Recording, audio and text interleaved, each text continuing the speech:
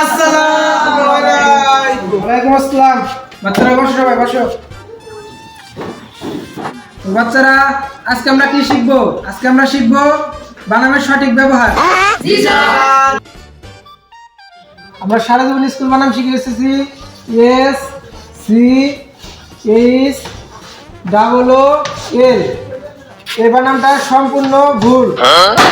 Sir, তাহলে সঠিক বানান কোনটা? আচ্ছা, সঠিকটা দেখাচ্ছি। এস সি এইচ, এই জায়গায় আমাদের ভুল শেখানো হয়েছে।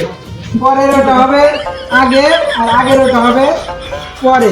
এটা হলো সঠিক বানান, বুঝছো?